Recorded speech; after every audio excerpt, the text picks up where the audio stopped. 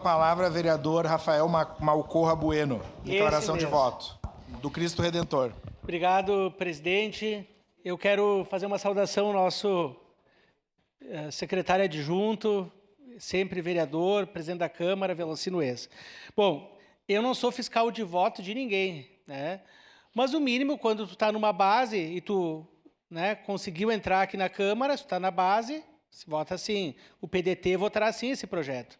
Nós temos, confirmo, né, o compromisso, né, de apoiar o governo PDT, nós votaremos sim. Então, espero que todos os partidos que estejam, né, de apoio ao governo sigam esse compromisso. Senão, né, já começa o descompasso e acho que tem que pedir para sair da base do governo. Porque eu acho, o vereador Wagner Petrini e também Daniel Santos, isso aqui é um constrangimento a todos os demais vereadores que são da base, e aí abre brecha para a gente votar como a gente quiser. Então, o PDT tem um compromisso com o governo, eu e a Andressa Malma, a gente tem um compromisso.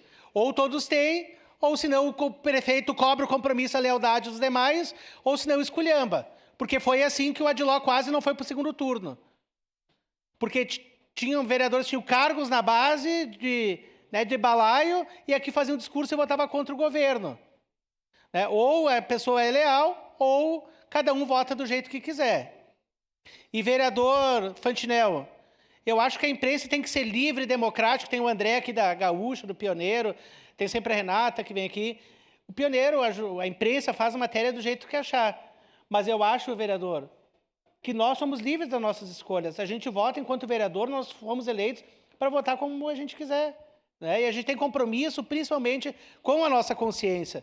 E eu estou votando com a minha consciência tranquila, porque aqui está discriminado. Tem erros de ortografia, tem vários.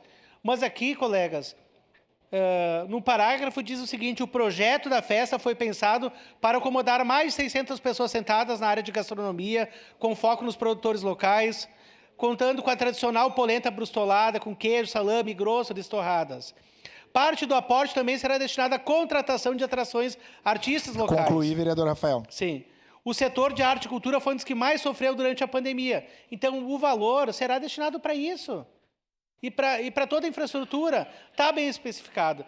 Então, presidente, eu peço aos colegas que dêem um voto de confiança para a Festa das Colheitas, que eu tenho certeza que vai ser tão ou melhor que a Festa da Uva, porque é uma festa que abraça o nosso interior. Obrigado. Obrigado, vereador Rafael.